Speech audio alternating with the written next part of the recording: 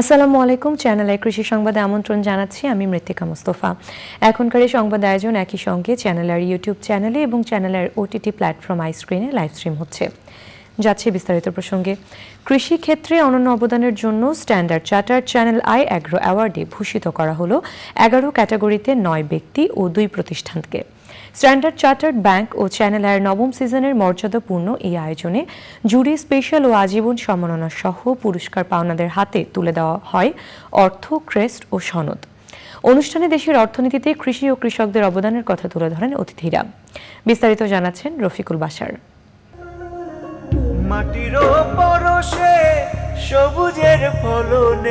দেশের খাদ্য নিরাপত্তা নিশ্চিত করার সাথে অর্থনীতিকে এগিয়ে নিতে যারা অক্লান্তভাবে কাজ করে চলেছেন তাদের স্বীকৃতি দিতেই স্ট্যান্ডার্ড চার্টার্ড ব্যাংক ও চ্যানেল আইয়ের এ মর্যাদাপূর্ণ আয়োজন।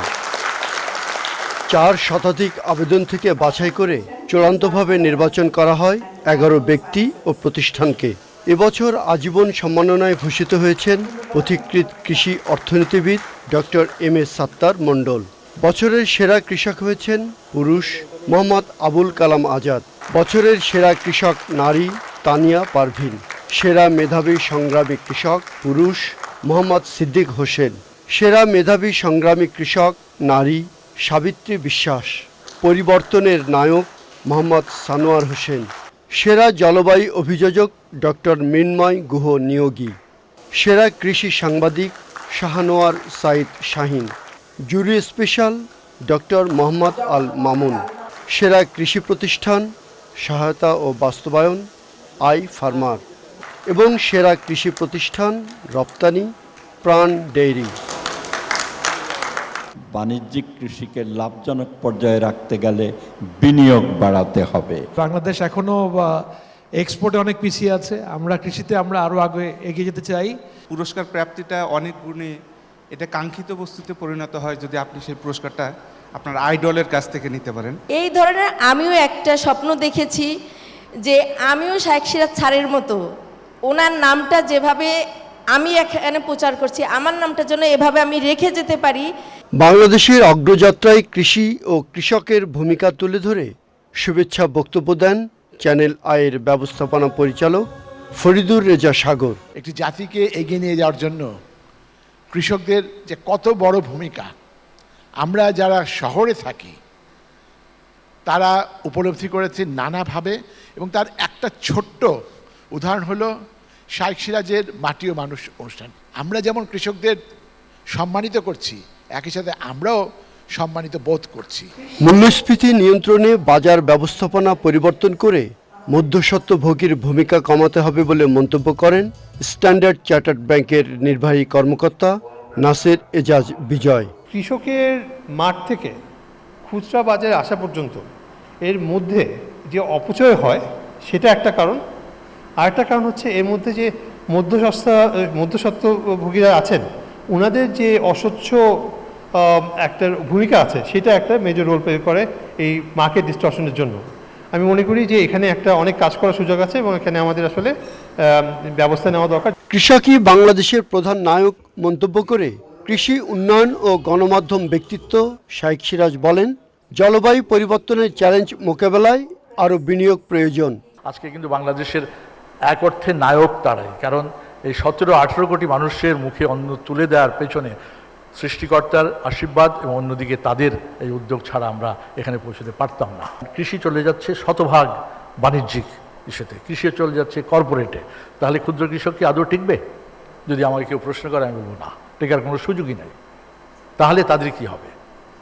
কারণ কৃষি তো গিলে খাচ্ছে কর্পোরেটরা, কৃষি গিলে খাচ্ছে। কারণ যখনই কৃষি বাণিজ্যিক হবে সেই বাণিজ্যিক কৃষিতে ক্ষুদ্র কৃষকের কোনো অস্তিত্বই থাকবে না। কৃষি ও কৃষককে সম্মানিত করার এই আয়োজনের প্রশংসা করেন অনুষ্ঠানের প্রধান অতিথি মৎস্য ও প্রাণী সম্পদ মন্ত্রী মোহাম্মদ আব্দুর রহমান। বর্তমানে যেখানে এসে দাঁড়িয়েছি, ভবিষ্যৎ আমাদের নিশ্চয়ই আরও বেশি আলোকিত হবে। আমাদের উৎপাদনে আমরা আলোকিত হব, আমরা এটিকে রপ্তানিতে আলোকিত হব, বৈদেশিক মুদ্রা অর্জনে আলোকিত হব, এবং শুধু স্বয়ংসম্পূর্ণই নয়, আমরা বাড়তি উৎপাদনের দেশে প্রতিনিয়তই আমরা থাকতে পারব। মনোজ্ঞ নৃত্য পরিবেশনার মধ্য দিয়ে তুলে ধরা হয় কৃষকের সংগ্রামী জীবনের নানা গল্প।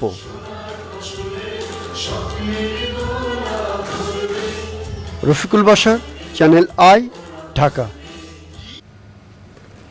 এবারে সারা দেশে কৃষি কার্যক্রম নিয়ে প্রতিনিধিদের পাঠানো তথ্য ও ভিডিও চিত্রে লুৎফর রহমান সোহাগের রিপোর্ট। বগুড়ার কাহালুতে আধুনিক প্রযুক্তি সম্প্রসারণের মাধ্যমে রাজশাহী বিভাগের কৃষি উন্নয়ন প্রকল্পের আওতায় কৃষি প্রযুক্তি মেলা হয়েছে। উদ্বোধন করেন সংসদ সদস্য এম রেজাউল করিম তানসেন। কৃষি পুনর্বাসন ও কৃষি প্রণোদনা কর্মসূচির আওতায় চাঁদপুরের কচুয়া উপজেলার ৩,৪৫০ জন ক্ষুদ্র ও প্রান্তিক কৃষককে বিনামূল্যে বীজ ও সার বিতরণ শুরু হয়েছে। উদ্বোধন করেন সংসদ সদস্য ডক্টর সেলিম মাহমুদ। চুয়াডাঙ্গা সদর উপজেলায় 3 দিনের কন্দাল ফসল উন্নয়ন মেলায় 14,550 জন কৃষককে বিনামূল্যে বীজ ও রাসায়নিক সার বিতরণ করা হয়েছে। আন্তর্জাতিক ধান গবেষণা ইনস্টিটিউটের সহযোগিতায় ও ইউএসএইডের অর্থায়নে লালতীর সিড লিমিটেডের আয়োজিত চিকন জাতের হাইব্রিড ধান গোল্ডেন 1-এর উপর মাঠ দিবস হয়েছে গাজীপুরে। প্রধান অতিথি ছিলেন কৃষিবিদ ডক্টর রফিকুল ইসলাম। নেত্রেকোনায় ভুট্টা চাষ সম্প্রসারণ ও ভুট্টার খড় থেকে সাইলেজ তৈরির পাইলট প্রকল্প বাস্তবায়নে কৃষকদের নিয়ে 6 মাস মেয়াদী কর্মসূচির আয়োজন করা হয়েছে। প্রধান অতিথি ছিলেন কর্মসূচির senior team leader Mannan Majumdar. পিরোজপুরের নাজিরপুর উপজেলার বৈবুনিয়া গ্রামে জিং সমৃদ্ধ ব্রি ধান 74-এর কাটা ও কৃষক মাঠ দিবস হয়েছে। বরিশাল, পটুয়াখালী, ভোলা, ঝালকাঠি, বরগুনা, মাদারীপুর ও শরীয়তপুর কৃষি উন্নয়ন প্রকল্পের আওতায় সরযান পদ্ধতি, রাস্তার পাশে সবজি চাষ, খামারজাত সার তৈরি ও অনাবাদি পতিত জমি ব্যবহারসহ নানা বিষয়ে শরীয়তপুর সদর উপজেলার 30 জন কৃষককে প্রশিক্ষণ দেওয়া হয়েছে।